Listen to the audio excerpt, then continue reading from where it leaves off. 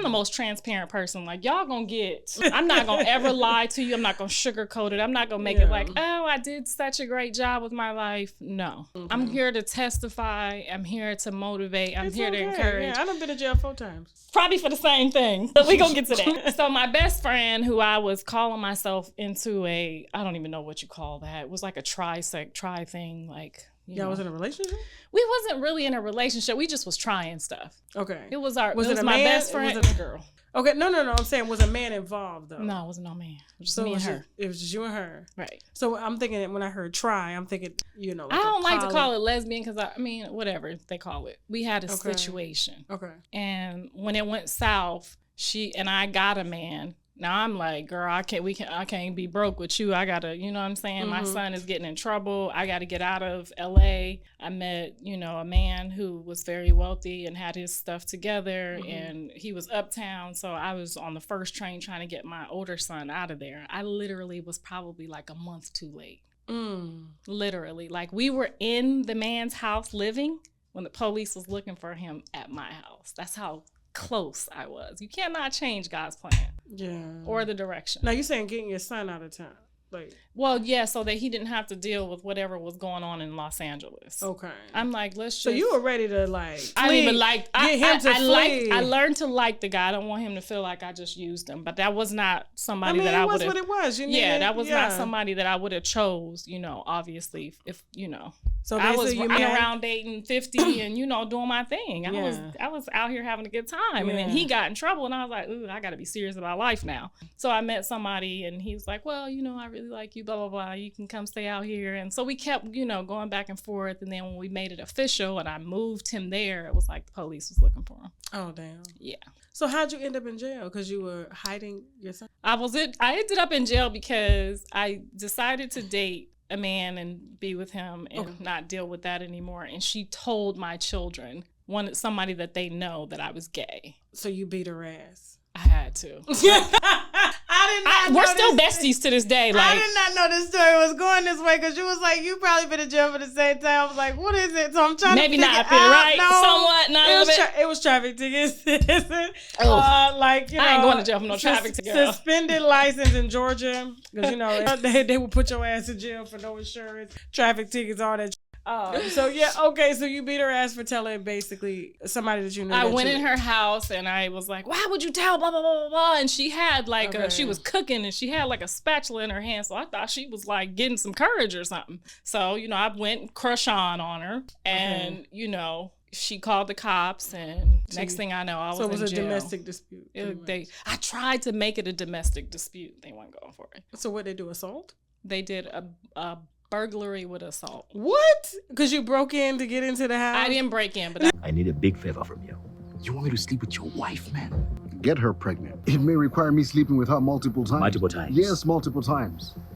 Different positions. Front shots, back shots. I have to go hard to get her pregnant, man. I was shaving. Shaving what? Your armpits? My armpits down there? Why are you shaving down there? You want your cousin to see me unshaved? But I've seen you like that sometimes. You're my husband. He's not. Remember, make it quick. That's up to him. I have no control over that. I'll leave you two alone. I'm going to a bar. I'll give you 5 minutes. Okay, 15 minutes, max. Make it quick. Look, I need at least 45 minutes, man. 45 minutes doing what, Morris? To be honest, I go for hours.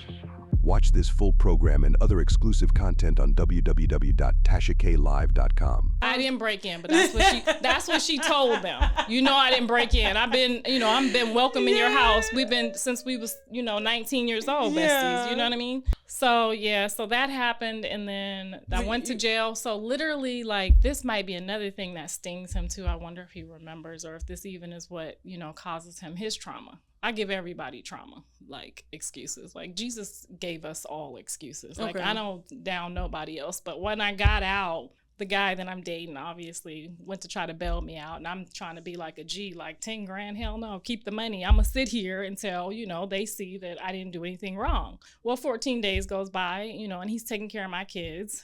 My mom is helping him. He's taking care of my kids. And days goes by, and I'm like, they finna just keep me here for life for really getting into a fight. I get into a fight every week. Like, what are we doing? So, yeah, so he bailed me out after 14 days. That's why I said, yeah, been there, done that. Okay. And then I didn't talk to her for like 6 months. I'm going back and forth to court. She's showing up with all these black eyes and bruises. Trying to get you in jail? What? And y'all still friends to this my day? attorney said, because, I'm dating a guy with a little money now, so I got an attorney, Now, mind you, my older son is still going through his thing. He hadn't gotten in trouble yet, but he just got off house arrest. Okay. The day that I got out, he got off house arrest. Mama's in jail, too. He's on house arrest, and I'm in jail. I'm in there for 14 days praying and talking to God like, Kershawn. And he's listening. He's talking to me back. Like, if you don't get yourself together, I'm going to take these kids that you asked for, and I'm going to do away with them.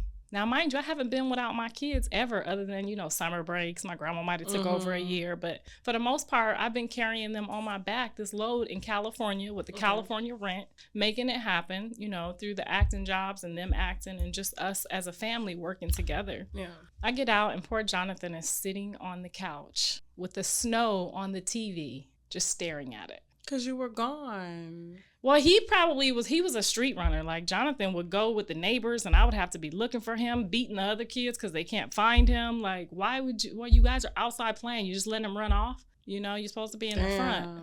Okay. They was all up and down the block. So, yeah, he would get in a stranger's car, Mexican's car, no offense, no car seats, no seat belts. He just in the car with them. So I got out of jail. He's sitting on the couch. He's like 7, maybe 6 or 7 years old. And he's just looking at the snow. And I was like, never, ever again. It like crushed my heart. The cable was off. They just like turned it off in the morning. So he didn't know what to do. Now my older son got off house arrest and just took off. Jonathan came home from school, and he's just like sitting there waiting for me. I didn't know if he ate anything. I didn't get home till like 10 o'clock.